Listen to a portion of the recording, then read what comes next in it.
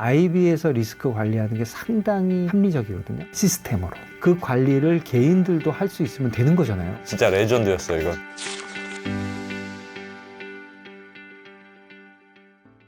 금리야 사실은 환율만 보고 결정할 수는 없으니까 예. 당시의 경제 상황 보고 예. 한국은행은 올리기도 하고 내리기도 예. 했어요. 예. 근데 저 앞서서 말씀하셨듯이 그거는 뭐 금리 예. 결정은 결과니까 예. 그게 환율에 영향을 미쳤겠으나 그런데 한국은행이 돈을 많이 풀어서 그 부분이 이제 돈을 많이 풀어서 다음인데요. 지금 환율에 영향을 미친 거 아니냐. 예.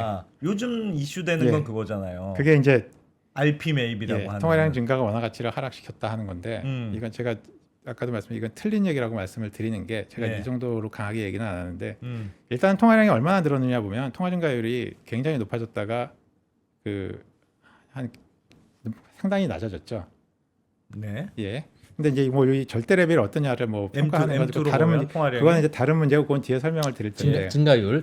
예, 증가율은 상당폭 낮아졌습니다. 근데 이제 과거에 뭐 여러 가지 뭐 누적된 뭐 이런 것들을 얘기를 하긴 하는데 어쨌든 최근에는 통화 증가율이 굉장히 많이 낮아졌거든요. 네. 그리고 이제 GDP 대비 비율도 보면은 이게 이제 굉장히 약간 하향 안정화되면서 횡보를 했던 게 이게 저기 가계 부채 비율 낮아진 거하고 사실 같거든요. 네. 그러니까 이제 최근에는 굉장히 통화 측면에서는 기존하고 다른 패턴을 보이고 있는데 근데 이것 때문에 했다는 것 자체가 팩트 자체가 좀 안 맞는 면이 있고요.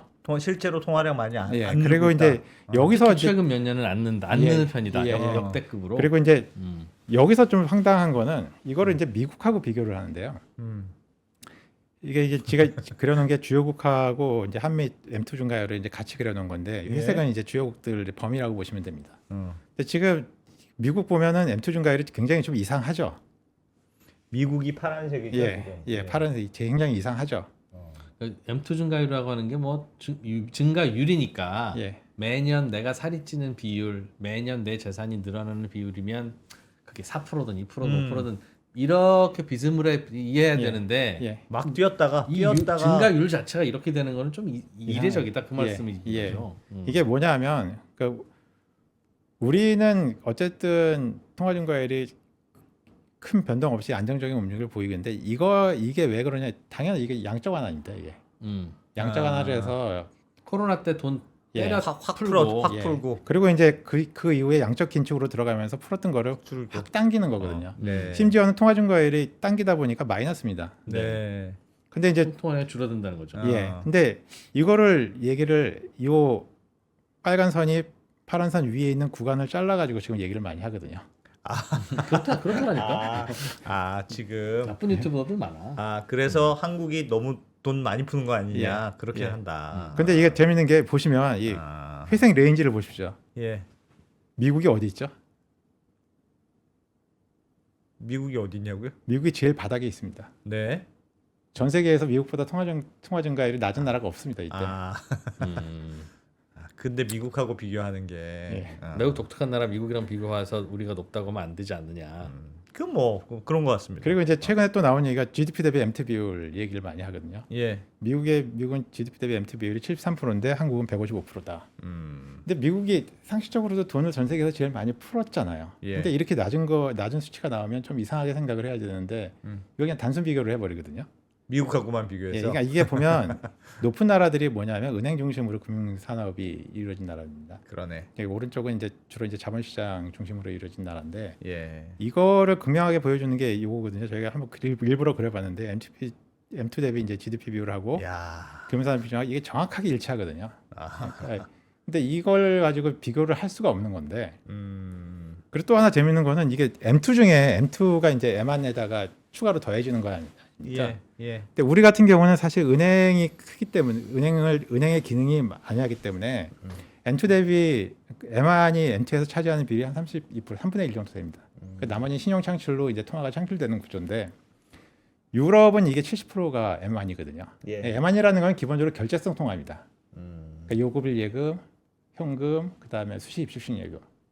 심지어 미국은 이게 어떻게 되냐면 85%입니다. 그러니까 미국은 M2 증가율은 M1 증가율하고 똑같은 겁니다.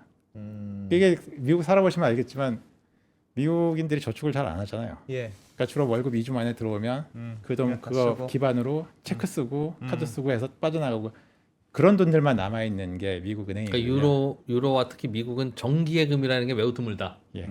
우리나라는 2년짜리 정기예금 뭐 이런 거 되게 많은데 그러니까 M2가 크게 증가할 수 없는 구조죠. M2라는.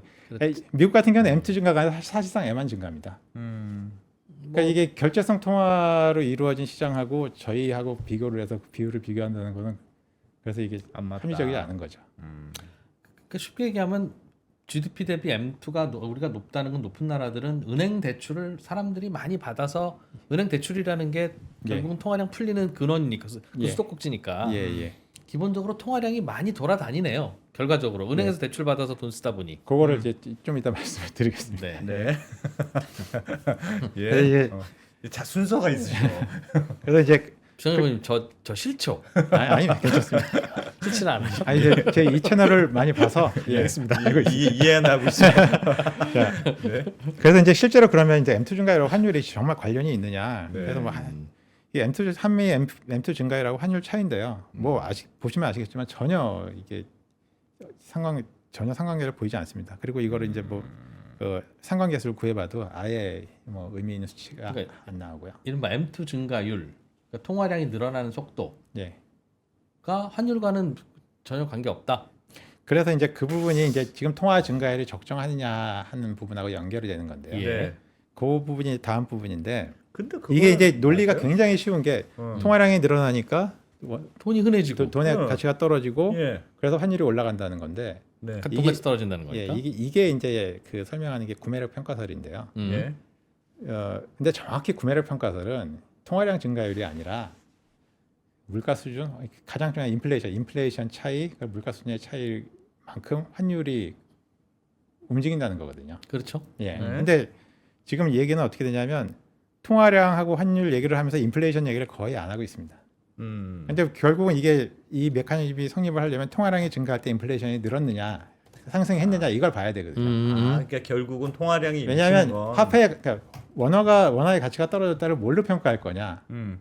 인플레이션을 평가하는 거거든요. 그게 결과적으로 결과적으로 그렇죠. 인플레이션을 평가를 하는 겁니다. 네, 네. 그래서 아. 보면 한국하고 미국하고 물가 상승률 차이를 이렇게 보시면 미국이 물가 상승률이 여전히 높고요. 그다음에 굉장히 높았고 지금도 여전히 높고 해서 이 이론으로는 사실 지금 환율이 상승하는 부분이 설명이 안 됩니다. 그럼 통화량이 늘어났는데 인플레이션이 별로 안 오를 수도 있다는 말씀이세요? 그러니까 이제 통화량은 늘어났는데 인플레이션은 별로 안 그래서 늘어났어. 제 말씀이 이 통화량이 예를 들어 6% 이런 게 절대적으로 네. 이게 높다 낮다를 평가하기가 어렵거든요. 그 절대 레벨 자체를. 결과적으로는 그래서 인플레이션이 그게 나타나야 나야지 이제 통화량이 어떤 나라는 예. 2%만 늘어나고 어떤 나라는 10%가 늘어나는 나라가 있는데 10% 늘어나는 나라라고 해서 물가가 10% 오르고 그러는 그런 것도 거 아니다 아니다. 보니 예, 통화량과 물가도 상관관계가 깊지 않고 통관계가 나타날 수가 없죠.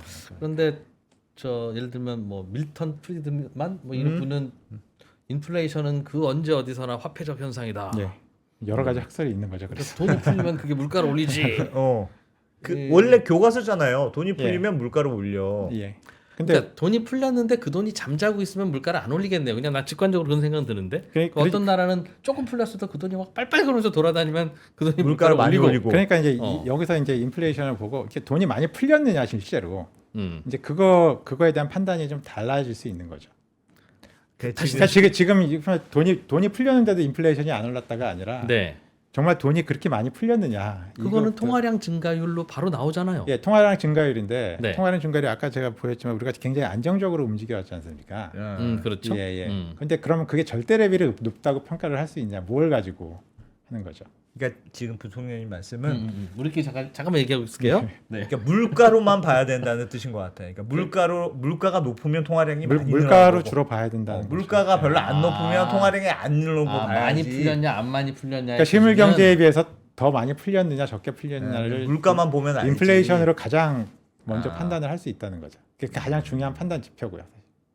왜 가계부채 같은 거는 GDP 성장률에 맞추라고 하고 왜 이름 돈 풀린 거는 꼭 물가가 올라야만 풀린 거고 안 올린 거는 안 풀렸다고 합니까? 왜 언제 하고 싶은 얘기 할 때는 GDP 갖고 오고 이때는 물가를 보고 왜 그래요? 뭐 그건 좀 그렇긴 한데. 예를 들면 물가가 별로 안 올랐으니까 가계부채 많이 늘어나도 괜찮아라고 주장해도 같은 얘기일 수 아니다. 그거가 오늘은 근데 얌전히 이제- 있어. 그렇긴 한데 아니 이게 과학적으로는 그 말씀이 맞는 것 맞아, 같아요. 그러니까 맞아. 물가로 봐야 되는 게 최종 결과론적인 거니까. 그러니까 이론적으로도 어. 구매력 평가서들이 그게 그렇게 맞기는 설명을 맞죠. 하고 있는 겁니다. 그렇긴 한데요. 그냥 그 아. 진짜 잘 모르는데 그냥 나오시는 느낌은 돈이 많이 풀려 있는데도 물가가 안 올라. 그러니까 돈이 더 풀어도 되는 거야라고 생각할 수도 있으나 어. 물가라고 하는 건 이게 만약에 돈은 풀려 있는데 올라가기 작동이 잘 안 해. 시작하면 어. 이건 걷잡을 수 없는 거라서 마치 그러니까 아까도 내가 가계부채 얘기한 게 연체율이 안정적이니까 가계부채는 더 늘려도 돼라는 말하고 똑같다는 거죠. 그러면 안 되잖아요. 연체율이라고 하는 건 사후적인 것이고 올라가기 시작하면 그때 줄여서는 답이 그렇죠. 없는 거니까 예, 예. 가계부채라고 하는 게 평소에 연체율이 낮아도 잘 조절해야 된다라고 예. 하는 말이 일리가 있고 동의한다면 예. 통화량이라고 하는 것도 그래. 그건 맞는 얘기 같아. 물가가 안 오른다고 해서 어. 이건 괜찮은 통화량이고 물가가 오르기 시작하면 문제이니 물가가 안 오르는 상태에서는 통화량이 더 늘어도 돼라는 말이 맞다면 가계부채에서도 똑같은 얘기다. 이게 아니면 이게 아니고 그 부분을 이제 라는 좀 얘기를 어깨 뒤에 요새 들었는데 되게 그럴듯한 얘기 같아. 틀린 얘기가 그게 이제 아마. 그게 어. 결국은 이제 금리 정책하고 연관이 되는 거거든요. 그렇겠죠. 예. 예. 예. 들어보세요 좀. 유연비. 그래서 이제 예. 그래서 이런 얘기들이 있으면 하면 어. 항상 이제 나오냐 한국은행이 돈을 풀었다 하잖아요. 네. 근데 이제 사실 이 부분에 대해서 그게 왜 불가능한지 제가 이제 이 부분이 이제 제가 사실 오늘 메인으로 하고 싶은 얘기인데 네. 예. 우리 통화를 어떻게 공급을 하냐 보면 보통은 이런 말들 많이 하죠. 한국은행이 본원 통화를 늘리면 통화 선수만큼 통화량이 증가한다. 이 교과서에도 있죠. 예. 네. 그리고 한국은행이 한국에 돈 유동성 공급이 집어내면 M2를 또 증가시켰다. 통화해야 이렇게 되죠. 네. 자, 어? 자 교과서 얘기가 틀린 얘기는 아닙니다. 예. 근데 지금 상황에서는 아예 안 적용이 맞아? 안 되는 완전? 얘기입니다. 예, 왜냐하면 이 통화 승수 이거는 통화량 목표제를 할 때 얘기거든요. 근데 지금은 금리 중심으로 통화 정책을 운영하고 있습니다. 그러니까 뭐냐면 이때는 양을 통제를 하고 가격은 시장에서 결정되게 했는데 예. 지금은 이 가격 금리를 유지해야 되기 때문에 이 금리를 유지하기 위해서 통화 쪽은 수동적으로 따라가는 형태입니다. 금리만 결정한다는 예, 뜻이죠. 예, 예. 그 과정을 제가 자세히 설명을 드릴 텐데 아마 예. 이해가 되실 거라고 저는 믿습니다. 네. 예. 저희 이해합니다. 그다음에 이제 한국은행이 유동성 공급에 M2를 증가시켰다. 한국은행이 유동성 공급을 통해서 M2를 증가시킬 수 있는 루트는 없습니다. 단언컨대 없습니다. 지금 상황에서는. 그러니까 M2라는 게 이런저런 대출이 늘어나면 M2가 늘어나잖아요. 결론적으로는 그런데요. 지금 보시면 그래서 제가 이제 이 통화 구분 체계를 갖고 왔는데 예. 한국은행이 공급하는 통화를 본원 통화라고 하고요. 네. 그다음에 찍어서 나눠주는 거 진짜로 예, 찍어서 예. 나눠주는 거. 그래서 금융기관이 금융 시스템을 통해서 대출해 준 거. 신용 창출을 통해서 하는 거를 파생 통화라고 합니다. 예. 근데 이게 말씀하신 이제 대출 예금 형태로 이렇게 이제 창출이 되는 거죠. 예. 네. 그리고 이제 본원 통화를 보면 크게 세 가지로 나옵니다. 현금 통화. 이거 정말 그 시중에 돈 찍어준다. 저희 잘 쓰고 있는 한국은행 건. 어? 예. 네. 설날 때나 볼 수 있다는. 이프로님 지갑 내지는 댁에 계신 금고에 잠겨져 있는 네. 현금 뭐 이런 어? 개념이죠. 예. 예. 주로 이제 거래성 통화 내지는 이제 가치 저장용으로 갖고 있는 이게 그거고요. 그럼 아시겠지만 그러면 이거는 신용을 창출을 할 수가 없습니다. 현금 통화는. 네? 현금 통화는 신용을 창출할 수가 없습니다. 금융 시스템 내에서 빠져 있기 때문에 각자 집에 있는 거거든요. 예.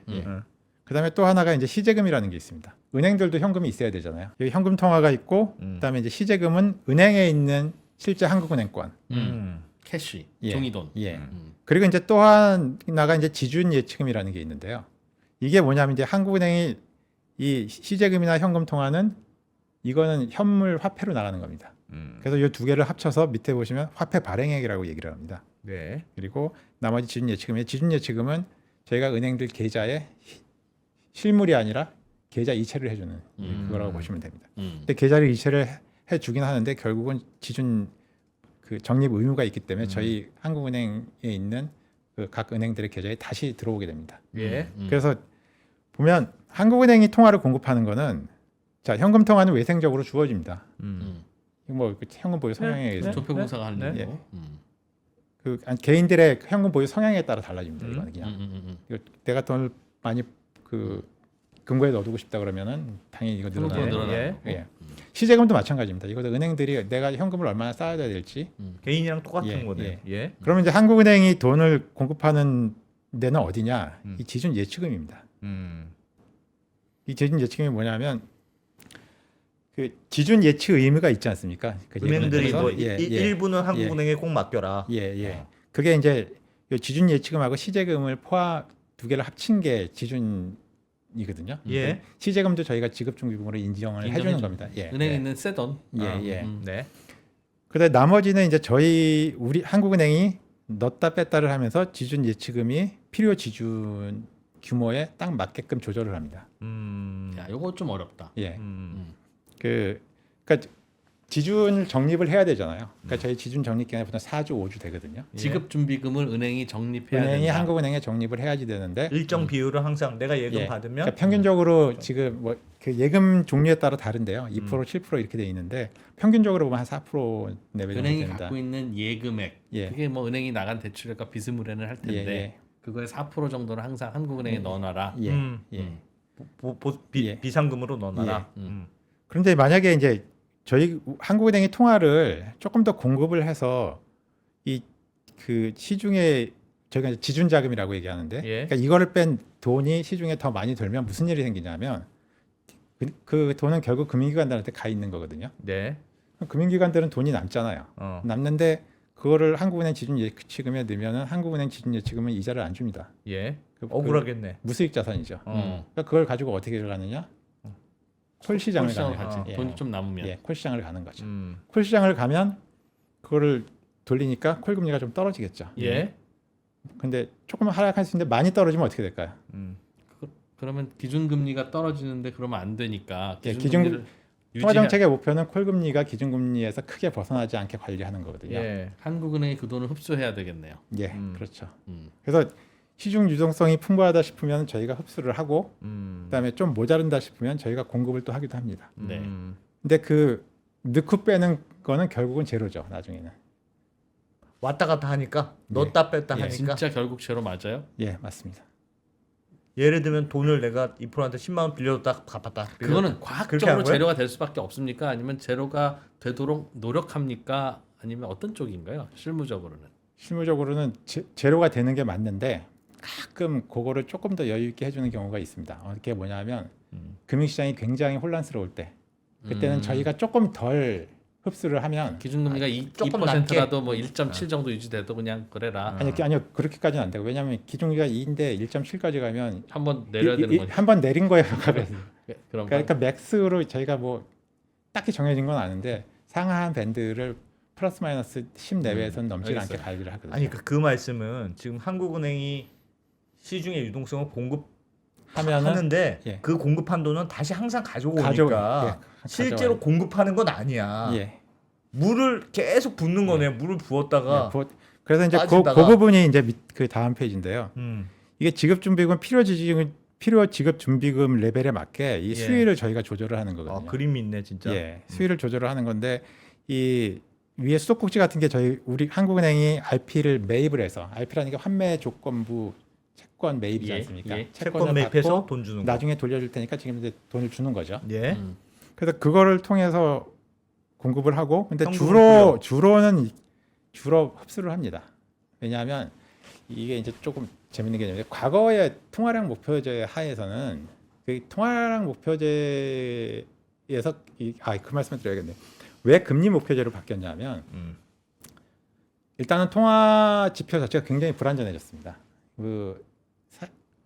90년대 초반쯤에 그때 자금이 굉장히 CD하고 금전 신탁이라는 거 혹시 아시나요? 특정 금전 신탁. 예. 그런 쪽으로 돈이 상당히 많이 갔습니다. 많이 예. 가다 보니까 그게 사실 장기 신탁성 상품인데 거의 뭐 중도 해주도 뭐 쉽게 많이 해가지고 거의 그냥 결제소통과 비슷하게만 이제 그렇게 됐거든요. 그러니까 돈이 갔는데 이제 성격이 안 맞으니까 정부에서 그걸 성격을 맞게 관리를 강화를 했죠. 그랬더니 돈이 갑자기 확 빠져가지고 M2 쪽으로 다시 확 왔습니다. 그러니까 M2 증가율이 굉장히 높아지다 보니까 이게 M2의 증가율의 플럭추에이션이 굉장히 심해졌거든요. 예. 그래서 이제 그때 병행해서 쓴 지표가 그래서 MCT라고 M2에다가 CD하고 트러스트 신탁을 합친 거를 만들었었죠. 예. 그랬다가 이제 그것도 계속 그 관리가 여의치 않으니까 근데 그러고 나서 와중에 저희가 외환위기를 맞았죠. 그래서 이제 그 다음에는 어떻게 했냐면 IMF하고 협의해서 M2 공급 목표 M3요 그때는 M3 공급 목표를 정하고 그때 막 아까 말한 통화승수 개념으로 해서 보는 통화 공급 양을 계산을 해가지고 그걸 공급하는 형태로 했거든요. 예. 네, 네. 근데 이제 그게 금리로 바뀐 거는 통화 지표 자체도 불안전해졌지만 한국은행이 돈을 공급할 수 있어 신용 창출을 할 수 있었던 거는 시중에 자금 수요가 굉장히 많았습니다. 그때는 아시겠지만 예전에는 가게에서 은행 가서 대출 받는다는 게 사실 거의 불가능했거든요. 예. 그래서 주로 사금융을 이용했죠. 예. 그게 이제 개라든가 그 전세도 이제 그거고요. 이제 그런 상황에서 바뀐 게 왜 바뀌었냐면 우리가 이제 무역 흑자로 돌아섰지 않습니까? 대충 언제 시쯤이에요? 그게 무역 그게- 흑자로 돌아섰지 않습니까? 90년대 중반 정도로 예, 제가 예, 기억을 예. 하는데 예. 음. 그래서 무역 흑자가 되면 달러가 들어오지 들어오죠. 않습니까? 들어오면 그 돈은 결국은 한국은행으로 오거든요. 예. 한국은행으로 달러가. 예. 음. 그게 외환보유액으로 쌓이는 거죠. 한국은행 보고 와서 환전해줘 하는 느낌이었겠죠. 예. 구조는. 그래서 외환보유액이 쌓이면 반대로 원하는 공급을 해야죠. 그렇죠. 예. 달러 받았으니까. 예. 그러니까 한국은행이 경상수지 흑자를 흡수하는 과정에서 원화가 공급이 되는 상황. 그러니까 자금이 이제 남기 시작한 겁니다.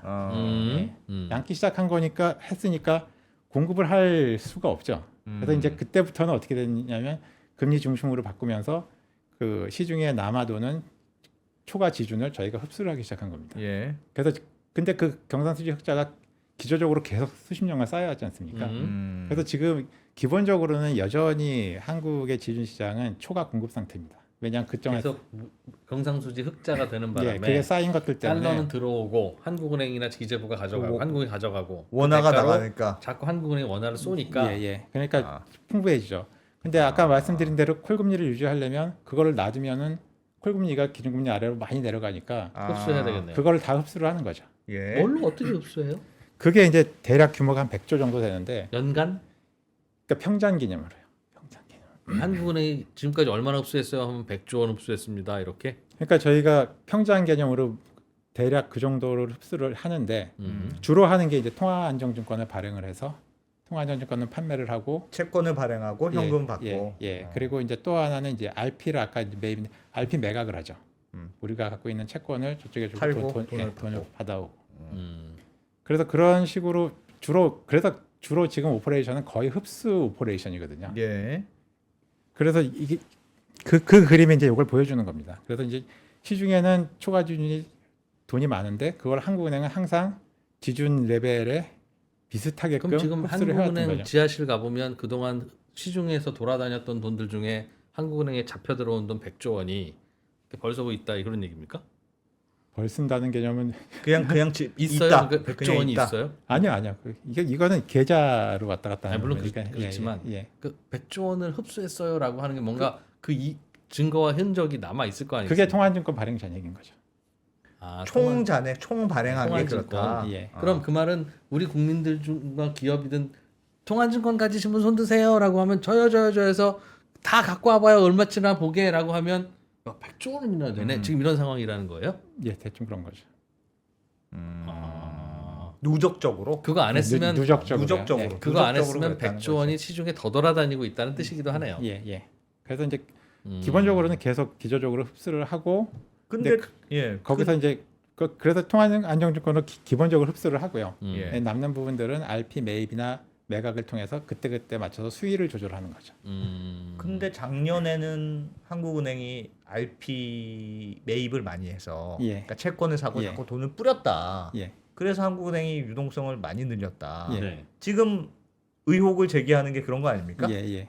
KBS 박정훈 기자님 어. 한국은행 출신이에요. 평소에는 그러니까 말씀하셨던 대로 평소에는 그동안 그렇게 했는데 평소에는 유동성을 흡수하는 게 그렇다던데. 방법이었는데 작년에는 안 그랬다. 왜 아까 그래? 말씀드린 대로 어. 저희가 공급을 하면 반드시 흡수를 해야 되는 구조입니다. 그러니까 왔다 저희가 갔다. RP를 그 매입을 해서 유동성을 공급한다는 거는 특정한 시기에 RP를 공급해서 수위를 좀 높여주고요. 예. 그거 이제 지준 마감이 되면 그만큼을 반드시 다 흡수를 해야지 됩니다.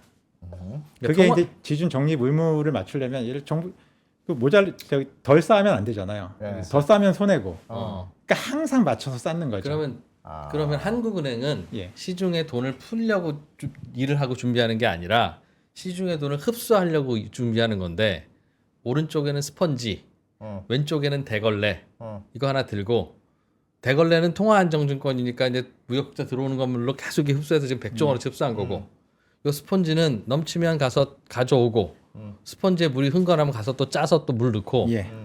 정확한 비유. 그런 얘기 이 스펀지가 왔다 갔다 RP 예. 이 대걸레가 통화증권 예. 근데 둘 다 하여튼 흡수하느라고 바쁘다 그 얘기예요? 이제 거기서 좀 그렇게 바뀐 이해하면 게 예. RP는 그냥 스퀘어인 것 같아. 예. 저희가 한국은행이 재작년까지는 사실 RP 매입은 좀 이제 특별한 경우에는 거의 안 했거든요. 푸는 왜냐하면 건 안 했다. 흡수해야 되는 물량이 많기 때문에 주로 통화증권으로 상당 부분을 흡수를 하고 남은 부분을 대걸레로 예. RP 매각을 통해서 했습니다. 예. 매각을 통해서 했는데 둘 다 저희가 RP를 매각하면 돈이 들어오는 본인이 둘 다 예, 흡수하는 걸 했다. 예. 나오신 예. 시간 지났는데 RP는 예. 어떻게 생겼어요? 말만 들었지 나 본 적도 없고 뭐 나- 어떻게 말만 들었어. 아니요. 거래 방식입니다. 그냥 채권입니다. 채권을 음. 환매 조건부로 사고 파는 겁니다. 그냥 일반 채권인데 환매- 일반 국채 환매 조건 뭐. 보면 예. 그러니까 차용증 각서 같은 거네요. 그럼 은행권 금융회사가 예. 이거 갖고 있는 분에게 난 돈 드리겠습니다.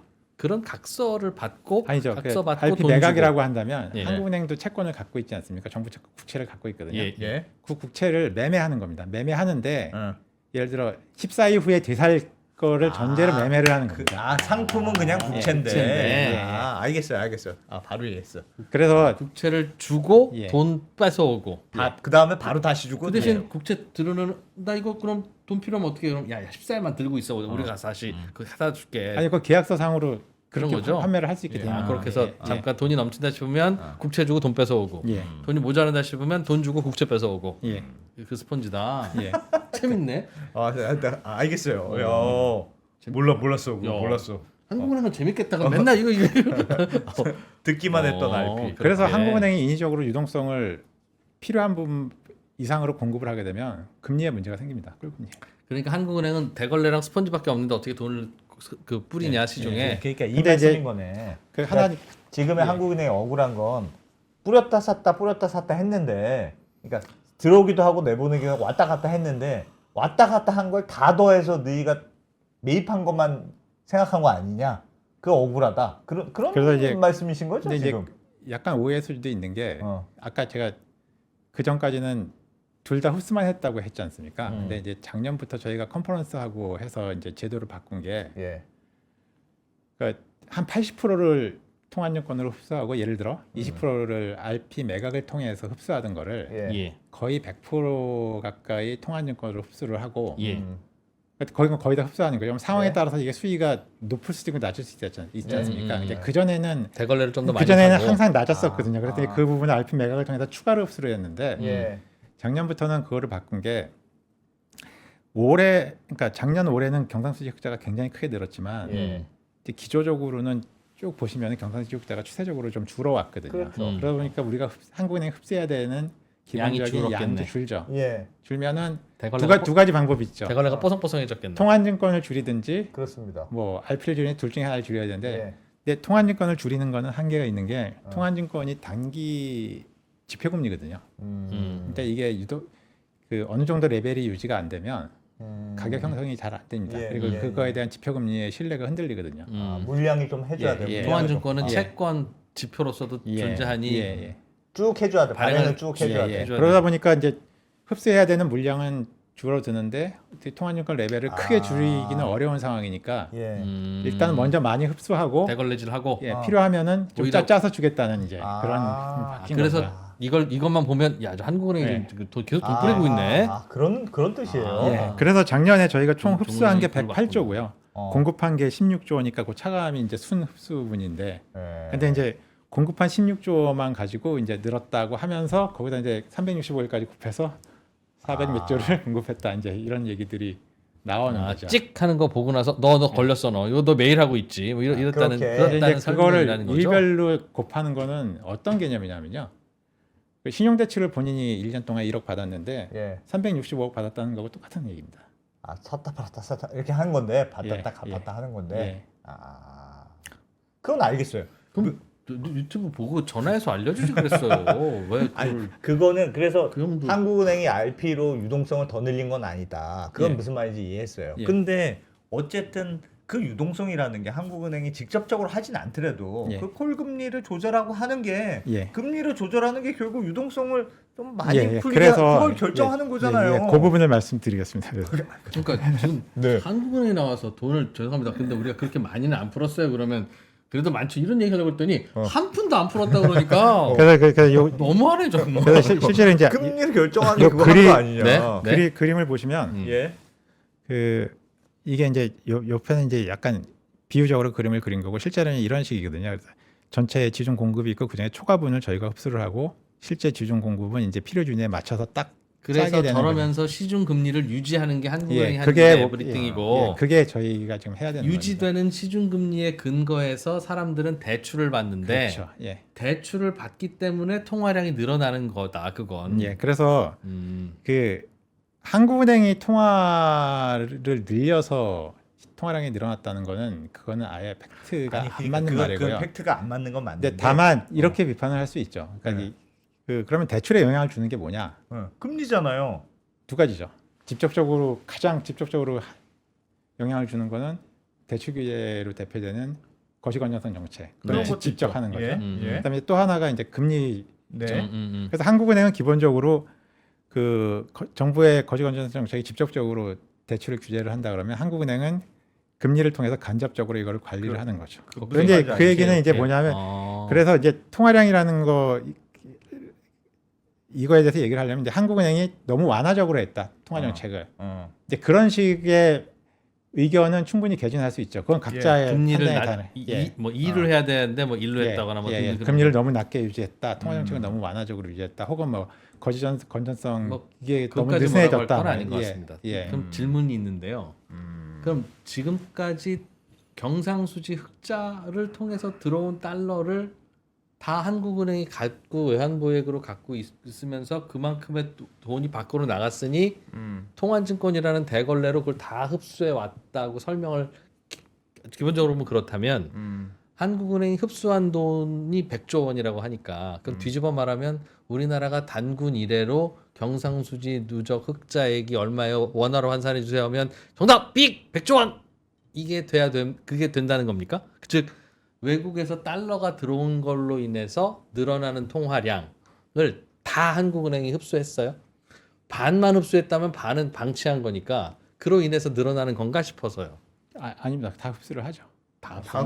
흡수되잖아요. 자, 그러면 그건 기술적인 걸 제가 한번 확인은 해보겠는데요. 그거 다 흡수를 대체로 다 합니다. 흡수한다. 예. 대체로. 그럼 두 번째 아까 한국은행이 국채를 많이 갖고 있다고 하셨잖아요. 예.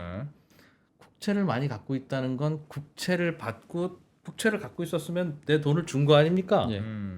그 돈은 국채를 그럼 한국은행이 100조 원어치 갖고 있으면 그 100조 원어치 국채를 갖고 있느라고 한국은행은 100조 원을 시중에다 내보냈다는 거잖아요. 100조 원어치 국제를 갖고 있지는 않고요. 네, 그러니까 국채 얼마큼 그러니까 갖고 저희는 있어요? 제가 정확히 저희가 RP 매매 가능한 정도 규모. 왜냐하면 저희도 그게 RP 매매를 해야 되기 때문에 스펀지만큼만 그것만 갖고 있는 겁니다.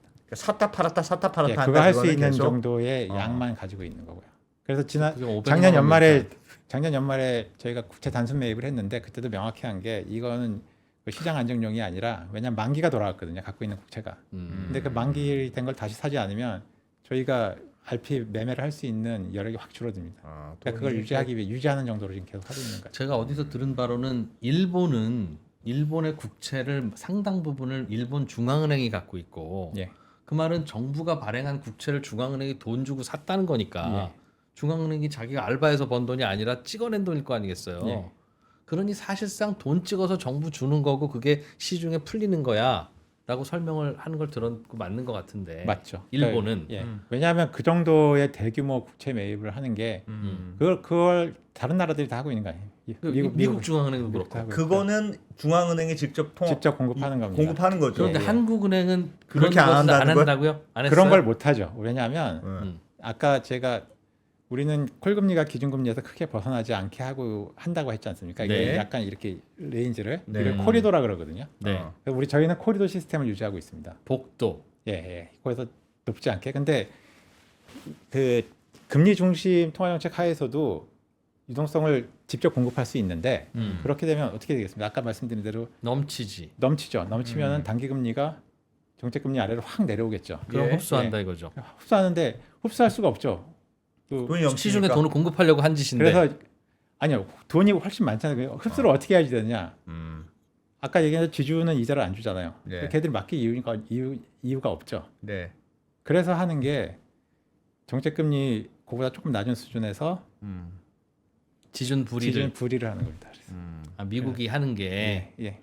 그래서 이제 그거를 이제 지준 불이로 해서 밑으로 떨어지는 걸 막는다 그래서 그걸 플로우 시스템이라고 하는 거고요. 그러니까 그러니까- 돈을 일단 그 방금 말씀하신 대로 정부가 발행하는 국채를 중앙은행이 사면서 돈을 시중에 푸는데 예. 그 돈은 곧 돌다가 남으니까 물이 넘치면 결국은 흡수해야 예, 되는데 남으면은 저희 단기 금리 시장으로 갈 거고 그러면 뭐 넘치니까 예, 그 단기 금리가 축 떨어질 거고 그러니 다른 나라는 일본과 미국은 어떻게 해요? 미국은 그게 이제 뭐 여갈피 그래서 네, 이제 미국 두 가지죠. 그러니까 이제 퍼들랜드 타겟이 있고 그다음에 그 하단보다 조금 높은 수준에서 지준 불이를 하고요. 그러면 시중에 남는 돈은 다시 지준- 한국은행 그 중앙은행으로 와서 예. 자기들이 다시 쓰다가 남은 돈은 중앙은행에 맡기고 그 지준 불이한 금리만큼을 가져가는 거죠. 중앙은행 식당으로 예, 밥 예. 먹으러 오는구나 돈이. 예. 근데 이게 사실은 지금 여러 나라들이 양적 완화를 많이 하고 해서 이 플로어 시스템이 굉장히 일반적인 걸로 보는데 대부분 다 코리도였었거든요. 그냥 네, 단순하게 근데 왜냐하면- 금리만 딱 만들고. 예, 근데 이거를 바꾼 거는 어. 유동성을 대량으로 공급을 하려고 하니까 예. 바꿀 수밖에 없는 겁니다. 굉장히 이상한 거죠. 그러니까 미국도 그러고 일본은 그럼 일본은 그걸 어떻게 흡수하고 있어요? 일본도 똑같이 예. 중앙은행이 먹이줘요? 비슷한 규모로 그렇게 뭐 비슷한 방식. 중앙은행으로. 양적 완화를 하면 비슷한 방식으로 할 수밖에 없습니다. 그러면 야 미국은 돈을 이렇게 많이 풀었어. 그러니까 시중에 돈이 그렇게 드러나니까 물가도 오르고 주가도 오르는 거 아니야?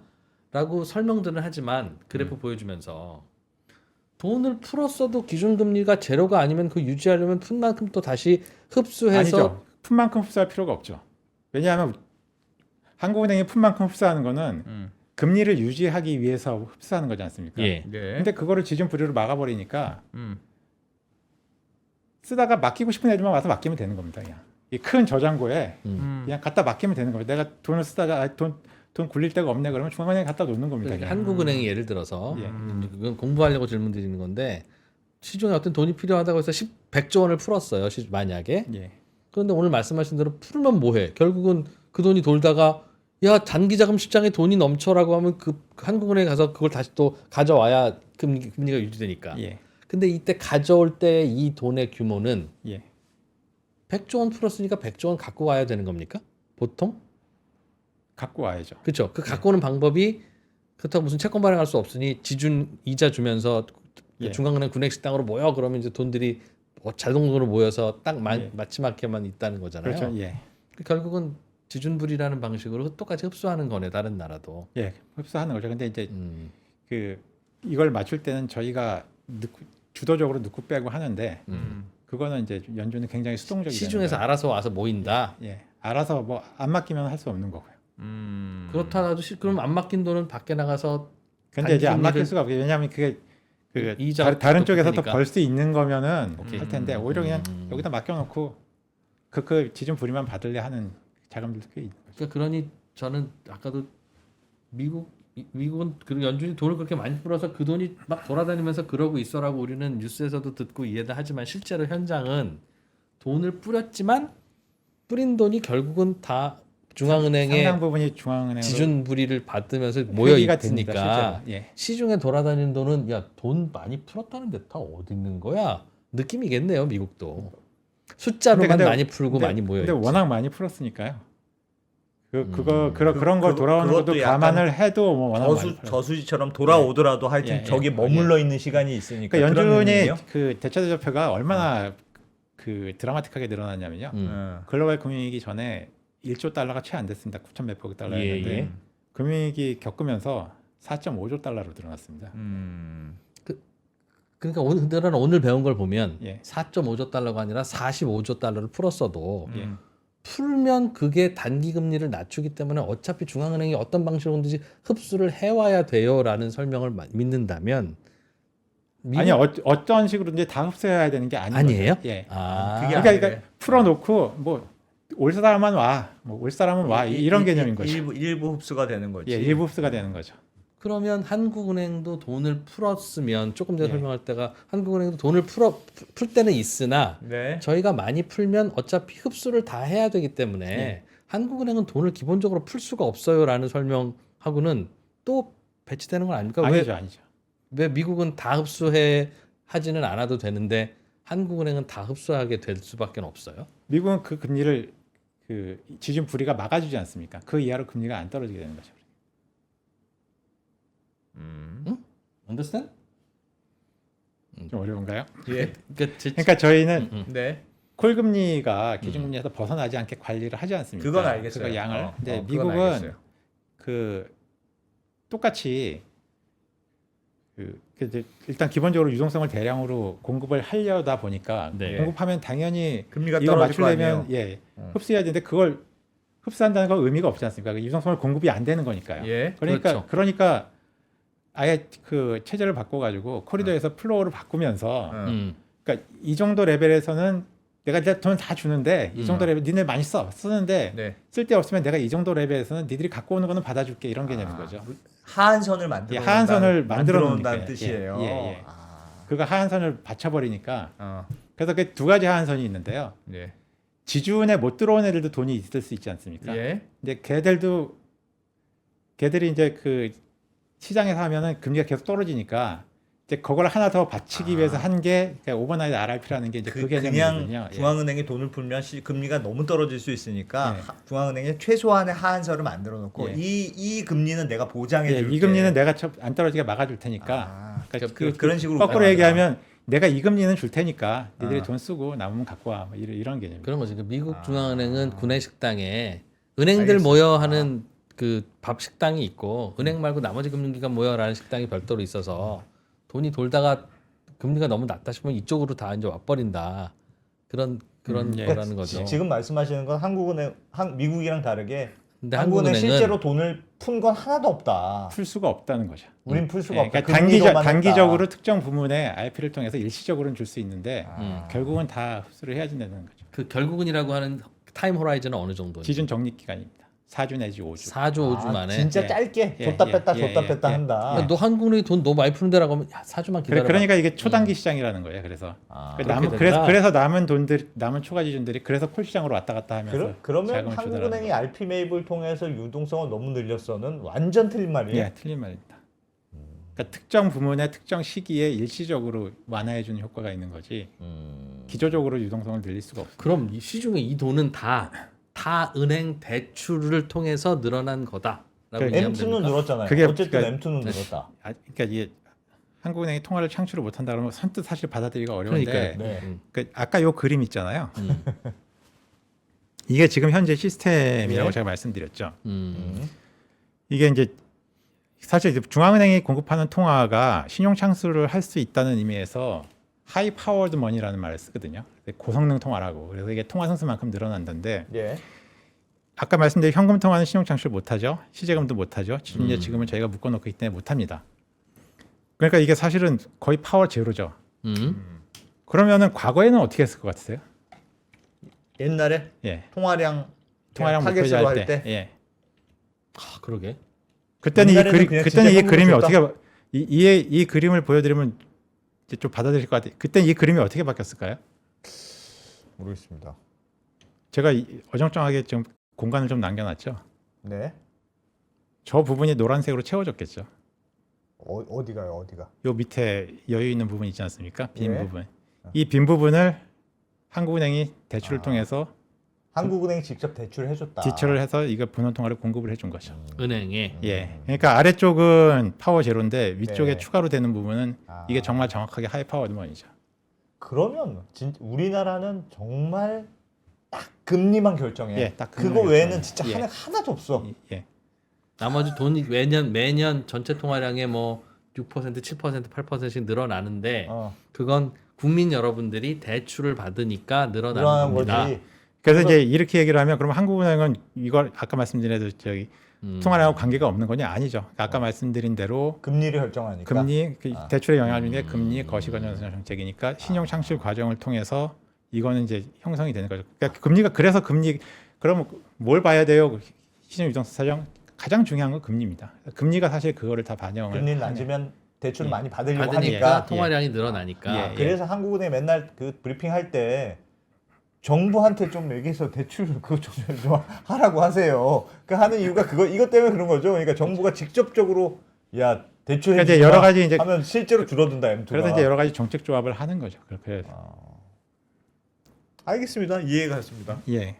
그래서 좀 억울하다. 그래서 우리 보고 얘기하고. 한국은 그래서 책임 하나도 없다. 아니죠. 왜냐하면 아까 말씀드렸잖아요. 알겠어요. 그러니까 금리를 정하는 건데 어. 금리가 당연히 대출 쪽에는 금리를 낮게 유지하면 당연히 그거는 뭐 대출 증가 요인이고 그건 통화 증가 요인이 되는 거죠. 다만 이제 한국은행이 직접 돈을 풀어서 그러니까 RP 특히 그 부분이 저희가 좀 걱정이 되는 부분이 이거 제가 이 말씀을 그냥 드려야겠는데 예. 지금 현재 상황에서 그 지금 이 수도꼭지 있는 그래프 좀 보여주시겠습니까? 수도꼭지 있는 수도꼭지 있는 그래프. 그래프. 예. 예. 예. 지금 이제 이 수위가 지금 현재 어떨 것 같으세요? 수위가 수조에서 좀 위에 있을까요? 아니면 아래에 있을까요? 지금? 요즘요? 예. 요즘 좀 높겠죠. 유동성이 많다면서요. 아니 좀 지준이잖아요. 지준. 아 지준 낮은가? 요즘 대출 많이 안 해주니까 좀 낮을 수도 있겠다. 아까 보니까 아까 대출하고는 상관없다고 제가 말씀드렸어요. 대출이 해서 예금 쌓이면 그게 필요 기준에는 반영이 되는 사실 그 루트는 있는데 이건 RP로 왔다 갔다 지금 하고 지금 내걸레로 한국은행- 하는 거니까. 그러니까 이 말씀은 지금 한국은행이 좀 오퍼레이션을 어떻게 하고 있을까 있겠냐? 예. 그걸 우리가 어떻게 알아요? 모르겠어요. 저희가 몰라요. 외환시장 지금 안정화 조치를 여러 하고 있잖아요. 예. 그 얘기는 결국 외환 시장에서 달러가 달러를 좀 나간다는 얘기겠죠. 팔고 있겠죠? 그러면 원화가 시중으로부터 흡수가 되겠죠? 들어오고 있다. 예. 아, 그래서 차고 제가- 있다, 차고 그래서 있다. 이게 지금 수위 아래에 있는 상황입니다. 수위 아래에 아래에 있다는 수위 아래에 있다는 얘기는 언젠간 그 수위를 채워줘야 된다. 그러니까 시중에서 요즘은 돈을 흡수하고 있어요. 아. 오히려. 예. 그러나 이제 그거는 또 내보낼 거예요. 예, 그 기준 말. 그래서 이제 저희가 걱정을 하는 게 이게 이제 좀 제가 2월 11일이 지준 마감일인데 네. 그때쯤에서 사실은 RP 매입을 해서 유동성을 공급을 해야지 되거든요. 네. 근데 이제 또 이런 이제 그때 되면 할 또 때 바라도 한국은행 돈 푼다 이런 소리 예. 하니까 그래서 제가 미리 좀 말씀을 드리는 게 풀 거다. 푼다는 게 아니라 채울 거다. 아. 채울 거다. 채울 수밖에 없다. 어. 안 그러면은 지금 그래서 지금 저희가 좀 당기다 보니까 금리가 또 콜금리가 조금 스스로- 위에가 있습니다. 아 그래서. 그래서 저희가 한국은행이 의도적으로 유동성을 공급할 수 없다는 게 사실 이거거든요. 그러니까 이제 콜금리를 유지해야 되니까. 이제 그래서 제가 말로 그 앞에 나 그래프인데 이거 좀 일부러 말로 적어온 게 네. 이거는 좀 그래서 좀 기억을 해주시고 일단 한국은행의 통화 공급을 늘려서 M2를 늘리는 건 불가능하다 이건. 알겠습니다. 설명을 알겠습니다. 드렸지만 오늘, 예. 오늘 진짜 그러니까 한국은행이 본원 통화를 공급하고 그 본원 통화를 통해서 파생 통화가 나온다는 건 옛날 교과서의 옛날 예. 얘기지. 예. 그거 안 그거 작동 안 하기 시작한 지 몇 년 예. 몇 년이 뭡니까? 그거 언제부터죠? 그게 98년 98년부터니까 한 20년 넘었다는 예. 얘기네요. 예, 예. 근데 그럼 나오신 김에 예. 저거는 한국은행이 억울하다는 건 완전 알겠어요. 근데 어쨌든 한국은행 금리를 조절하니까 지금 금리를 조금 낮추고 있다가 요즘 멈춰 있잖아요. 올리지도 않고 내리지도 않고 그냥 계속 보고 있지 않습니까? 한국은행이. 그래서 한쪽을 보면 뭐 부동산 뭐 이런 게 걱정이고 한쪽을 보면 환율이 걱정이고 경기 나빠지는 게 특히 제일 경기 걱정이에요. 나빠요 걱정이고. 근데 지금 그게- 한국은행이 그게- 뭔가 결정을 해줘야 그게 이제 금리 정책할 때 가장 어려운 부분이죠. 그러니까 양쪽 금리는 모든 결정을 하건 트레이드오프가 굉장히 강합니다. 양쪽에서. 그래서 이 팩트는 좀 기억을 해주셨으면 하는 게 네. 한국은행 지준 공급 흡수는 예금 통화를 기본으로 산출된 맞춰서 통화전주 억울하다. 간에 이걸 조절을 한다. 그리고 필요 지산 2로 할 경우에는 콜금리와 기준금리를 상회하야하기 때문에 이건 할 수가 없다. 이렇게 되는 건 이제 콜금리 관리 실패입니다. 통화전주 실패고 다만 이제 한국은행은 기준금리 조정을 통해서 시중 유동성에 간접적 영향을 주는 거죠. 예. 그러니까 그래서 한국은행 아까 말씀드린 한국은행이 너무 금리를 낮춰서 통화 정책을 완화적으로 해서 문제가 생겼다. 이거는 그런 의견은 개진 가능합니다. 있을 수 있지. 네. 그건. 논리적으로 그거는 그건 본인의 그럴 수 있다. 생각이니까요. 음. 근데 한국은행이 돈을 풀어서 아, 이게 그건- 됐다는 거는 저희가 안 그것만은 된다는 억울하다. 거죠. 됐어요. 이게 왜 그러냐면 근데 아. 이렇게 얘기를 하는 게 이게 그러니까 무비판적으로 계속 퍼지다 보니까 이게 사람들의 기대에 정말 영향을 주거든요. 그래서 지금 보면 가장 가장 크게 돌아가는 내러티브가 한국은행이 돈 풀어서 원화 가치가 떨어져서 환율이 올랐다는 내러티브가 굉장히 강하고 그게 실제 경제 주체들의 환율 기대에 영향을 줍니다. 그건 진짜 아니다. 그래서 저희가 이거는 아, 보통 이런 거 잘 안 하는데 알겠습니다. 알겠습니다. 그래서 야. 이거를 좀 알아주셨으면 좋겠고 알겠습니다. 이거를 이렇게 사람들은 근데 이렇게 생각하는 게 되게 쉽거든요, 논리적으로. 예. 그리고 교과서에 이렇게 써져 있습니다. 아. 그리고 이제 제가 말씀드린 대출을 통해서 통화가 창출된다는 거는 내생적으로 시장에서 창출된다는 이론이 교과서 뒷부분에 좀 있거든요. 슬쩍 들어 있죠. 그리고 제가 그 학기말 공부할 때 학기말에 하는 거 잘 안 보지 않습니까? 교과서를 바꿔야 예. 되겠네. 그래서 그러니까 이런 내용을 사실 교수님들이 알기가 좀 어렵죠. 어렵고 그래서 교과서가 과거 기준으로 쓰여다 보니까 제가 이런 말씀드리면 총재님한테 좀 그렇긴 한데 총재님도 사실 처음 오셨을 때 모르셨습니다. 모르시고 저희가 여러 번 처음에 설명을 드렸는데 교수님. 선뜻 못 받아들이셨고요. 에이, 모른 척 하고 어떻게 설명하나 보나 듣는 거예요. 나한테 얘기했어. 그래서 그때. 이제 근데 지금은 이제 완전히 해서 지난번에 저희가 그 컨퍼런스 했지 않습니까? 예, 컨퍼런스 때 농담이 아니라 총재님이 그 컨퍼런스 참석하신 분들은 이제 저녁 만찬 자리에서 그 말씀하셨어요. 아 내가 저기 통화에 대해서 정말 잘못 가르쳤다. 교과서 다시 써야겠다는 말씀을 정말 하셨습니다. 제가 이게 진짜 오늘 제가 저 신뢰를 좀 위해서 총재님을 좀 이렇게 해서 좀 죄송하긴 한데 실제로도 저도 들은 얘기지고 그렇지만 많은 은행원들이 우리는 예금 받아서 대출을 한다. 예. 그렇게 생각하는 사람들도 많아요. 그러니까 예금 받은 것만큼 대출해 주는데 돈이 왜 늘어나 이런 분도 있고. 예. 근데 실제로는 대출은 그냥 해주고 대출 해주는 순간 예금이 늘어나는 그런 구조인데 예. 그건 은행원도 모르고 은행장님도 모르는 거 그래서 많다고 그러더라고요. 말씀하신 대로 이거를 잘 아는 사람들이 솔직히 저희 직원들도 모르는 직원이 꽤 많고요. 왜냐 이 일을 안 해본 사람들은 당연히 이게 교과서 기준으로 생각을 많이 하고요. 그래서 저희도 저희 회사 내에서 이런 것들 좀 세미나 같은 걸 통해서 좀 더 요번에 저도 사실 느꼈고요. 그러니까 외부에서는 알기가 더 힘들죠. 그러니까 한국은행을 욕하려면 금리를 왜 이 모양으로 그렇죠. 했냐고 욕할 수는 있다. 예. 근데 유동성을 공급해서 환율을 이렇게 만들었다는 건 진짜 아니다. 예. 그래서 제가 오늘 아까- 하고 싶고 예, 싶은 제가 말씀이 그래서 그거네. 아까 이건 다른 말이 아니라 틀린 말이라고 말씀드렸는데 그러니까 한국은행은 음식 냄새를 풍겨서 사람들을 배고프게 만드는 거는 맞고 그래서 사람들이 식당에 가는 것 같긴 하지만 한국은행은 주방기구가 아예 없어요. 그래 얘기죠? 우리한테 음식 얘기를 하지 마. 우리가 음식 만든 건 아니야. 몰라. 그 말이네. 우리 때문에 배고파졌다면 그거는 어쩜 그래, 책임은 그럴 있어. 수도 있어. 책임이라기보다는 뭐 우리가 그거 하는 사람이니까. 그리고 사람이 배가 고파야 밥을 먹지. 그러나 우리가 밥을 시중에 공급한 건 아니야. 알겠어요. 그래서 이제 제가 이렇게 쭉 그 여러 원인들에 대해서 약간 반박을 하고 틀렸다고 얘기를 한 게 이 마지막 페이지 보시면 이제 사실은 환율 변동 요인을 정확하게 그 배경을 정확한 원인을 사실은 파악을 해야 되지 않습니까? 근데 결국은 지금은 단기적인 수급 쏠림이거든요. 그래서 이제 여러 가지 대책들이 거기 나오는 거고 그리고 이제 구조적인 요인도 당연히 있겠죠. 근데 이거는 지금 당장 이거를 해가지고 해결할 수 있는 문제는 아니고. 근데 이제 아까 말씀드린 대로 금리 차는 지금 상황에선 다르고 유동성이 증가했다는 부분은 틀린 얘기인데 근데 이거를 원인으로 짚으면은 그 다음에 대책이 뭐가 돼야 되느냐. 뭐 이제 그런 얘기가 나오는 거죠. 그래서 금리를 뭐 올려야 되는 거 아닌가 이런 얘기도 또 나오는 거고. 환율이 진짜 걱정이면 그런 거고. 그렇죠. 근데 이제 이게 그럼 이제 지금 그러면 이제 과연 이제 금리를 만약에 환율에 대응해서 금리를 올리려면 사실 얼마나 올려야 될지 지금 약간 말씀드린 내역이 진짜 줄어들고 있는데도 지금 움직이고 있잖아요. 그리고 이게 실제로 효과가 어떨지도 사실 여러 가지 측면이 있습니다. 지금 환율에 제가 아까 얘기 안 했지만 상승의 배경으로 한미 성장률 차이도 많이 얘기하거든요. 만약에 저희가 금리를 이게 만약에 대응을 해서 그럼 성장률에 대한 그 감수를 해야지 되는데 그 부분은 사실 환율에 어떤 영향을 줄지 있어요. 금리 올리면 환율이 더 떨어질 수도 있다. 금리 올려서 경기 망치면 성장 안 되고 그래서 원화 똥값 이렇게 된 거죠. 그 채권 하시는 여기 나오시는 분 중에 지금 환율 낮추려면 금리 내려야 된다고 얘기하시는 분.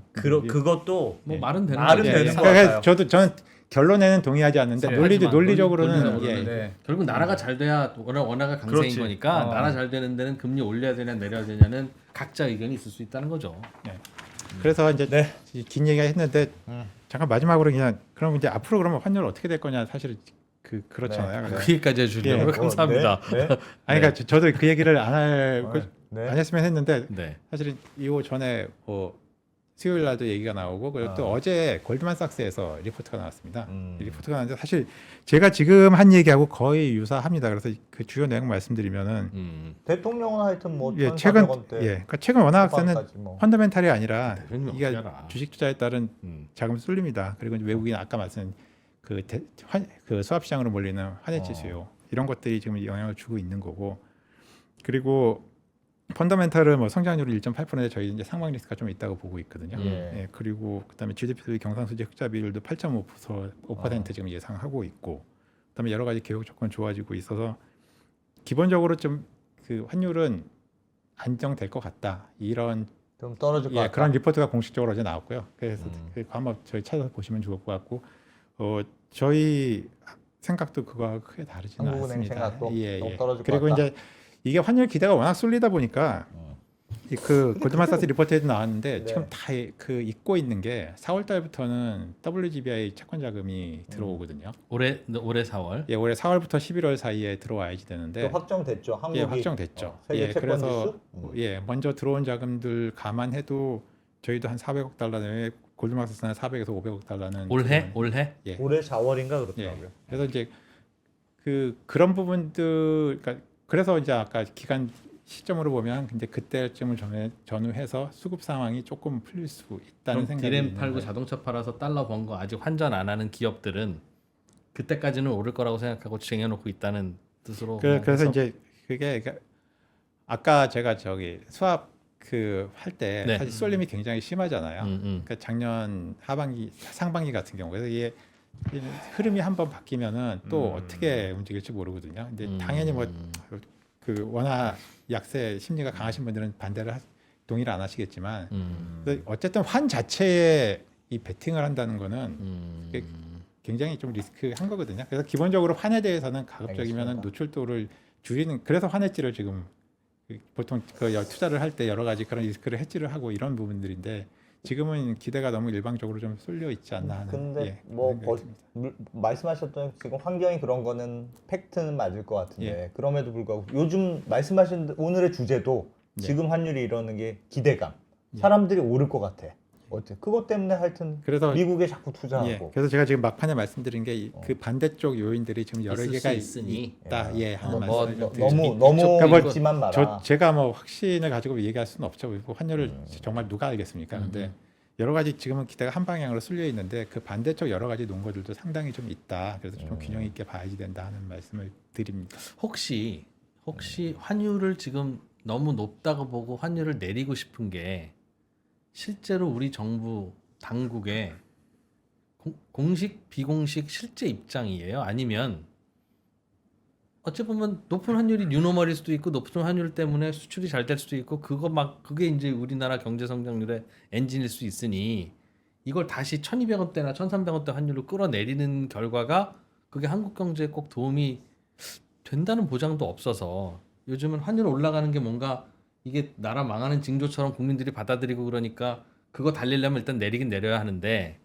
사실은 우리나라 경제를 보면 1,500원이 차라리 낫지 1,300원은 오히려 안 좋아 인 거는 아닙니까? 그러니까 질문 드리는 이유가 예, 무슨 말인지 알겠습니다. 환율을 떨구고 싶으면 그러니까 이제 외환부에서 그 얘기는- 헐어서 떨구면 그 되는데 얘기는 환율이 높은 게 무슨 문제냐 하는 얘기하고 사실 맥락이 좀 네, 다르죠. 네. 굳이 예, 거칠게 하자면, 정리하자면 네. 근데 일단은 환율은 수출 기업을 중심으로 대기업 쪽에 상당한 혜택이 가는 게 맞고요. 그렇죠. 근데 이제 예. 반면에 이제 내수 쪽은 기본적으로 이제 골고루 예, 영향을 예, 미치니까. 덜 떨어지죠. 그리고 굉장히 많이 어려움을 더 크게 받죠. 뭐 여러 가지 원자재 같은 거 수입도 그렇고 그래서 그리고 이제 또 설명하더라고. 또 한국은행 입장에서는 이게 이제 물가에 미치는 영향도 사실은 있으니까. 신경을 안 쓸 수가 없거든요. 아, 그러니까 지금도 그 환율이 상당히 올라와 있는데 뭐 여기서 더 올라가서 풍선이나 이제 물가도. 하게 되면은 이제 물가 쪽에 영향을 주는 부분이 우려가 되고요. 그리고 이제 또 하나는 지금은 현재 수급 쏠림이 이제 주로 이제 내국인 쪽인데 이제 이런 상황이 계속 지속되면 사실 외국인들도 조금 이제 이게 뭔가 있는 거 아닌가 이런 식으로 또 생각할 수도 있거든요. 그러니까 이제 그런 것들 종합한다면은 아까 말씀하신 대로 뒷부분에 그런 건 아니고요. 일단은 지금 환율을 안정시키는 게 중요하죠. 너무 쏠리는 이건 건 그런. 예. 지금은 하여튼 쏠려 있다고 예, 보시는 지금은, 거네요. 예, 예. 아. 근데 보통 이제 어떤 나라든지 환율이 쏠려 있다고 보면 적극적인 개입 외환시장에서 보유한 외환 보유액을 헐어서 그러자고 외환 보유액을 갖고 있는 걸 수도 있으니까 사회가 혼란스러우면 경찰이 출동하고 군부대 출동해야죠. 그런데 왜 그러면 잡을 수 있는 환율일 텐데 물량으로 보면 되게 아끼는 느낌도 들고 12월 달에 잠깐 개입한 거 이외에는 그 전에는 10월까지는 샀잖아요. 샀나요? 그러니까 외환 보유액이 늘어나던데 예. 환율은 올라간다고 걱정하면서 외환 보유액이 늘어난다는 건 개입 안 하고 오히려 샀다는 뜻일 수도 있는 것 같아서 그때 이제 들어오는 거를 위해서 쌓아놓은 그런 개념이었겠죠. 그게 예, 적극적으로 예, 예. 하여튼 개입은 안 했다는 그- 뜻인데. 그러니까 자꾸 이제 환율 뒷부분은 사실 제 지조 담당이 아니라서 제가 사실 조심스러운데. 근데 이제 뭐. 그런 얘기 있어요. 뭐할 때 세게 하지 뭐 이런 얘기 그런 말씀이신 네, 거죠. 예. 그러니까 그걸 보면 정부가 진짜 낮은 환율 낮추는 걸 원하고 있는 게 맞나 하는 생각이 들 만큼 근데 이제 외환 개입은 약해서 그 여러 가지 이제 평가 문제인데요. 근데 이제 예를 들어 정말 엄청나게 강하게 해서 단기간에 확 떨어지면 좀 이제 어떤 일이 생길지 그것도 예를 들어 그것도 조심스럽고. 예, 그러니까 이게 단기간에 그렇게 확 되면 또 이제 이거는 일시적이야 뭐 이런 생각죠. 그럴 수도 예, 있죠. 그러니까 이게 속도 조절도 굉장히 좀 중요하고요. 그리고 어. 이제 아까 말씀 이제 그 원화 사이드에 미치는 영향들도 좀 생각을 해야지 되고 그다음에 이제 어쨌든 외환 지금 그게 꼭 그래야 되나 싶은데 어쨌든 뭐 이렇게 특정 외환 레벨의 외환 보유액에 대한 이런 것들 사람들의 인식이 굉장히 강하지 않습니까? 그러니까 예. 뭐 그런 4천억 불 무너져 뭐 이제 이런 그런 거. 것들도 같이 좀 고려를 해서 해야겠죠. 네, 오케이. 네. 웬만하면 이런 얘기까지 표현 안 하는데 어. 아까 뭐 총재님하고 친한 것 같기도 하고 그래서 그냥 여쭤봤어요. 네. 이런 얘기 잘 안 하시지. 알겠습니다. 예, 야. 뭐 도움이 되셨으면 하여튼 좋겠습니다. 한국은행이 오늘 들어보니까 좀 억울한 게 있긴 있었다. 되게 억울하네 보니까 좀 억울한 게 있는 게 아니라 지금 어떻게 참았나 나 같으면 못 참지 지금 근데 뭐 돈을 단순히 억울한 그런 게 아니라 실제로 이게 그 경제 주체들의 행태에 영향을 돈을 미치니까. 1원도 못 푸는 예. 사람한테 돈 그리고 풀었다고 근데 그러니 솔직히 좀 어려운 것도 있었어요. 예, 좀 어렵죠. 어려운 예, 것도 그래서 제가 있고. 오늘 좀 길게 설명을 드린 게 알겠습니다. 알겠습니다. 예. 네. 자, 오늘 아주 긴 시간 예. 한국은행의 박종호 부총재님 네. 모시고 아주 한국은행 동네 비슷하니까 택시 태워 드리세요. 알겠습니다. 힘 많이 빠졌을 것 네. 같은데. 네 그리고 언더스탠딩 때문에 지금 금요일 저녁에 아우, 10시 15분까지 네, 밖에서 야근한 PD님 그만하라고 지금 난리야 지금. 감사하고 죄송합니다. 네. 네. 나라 한번 살려보려고 이런 거예요. PD님 죄송해요. 네. 고맙습니다. 고맙습니다. 예, 감사합니다.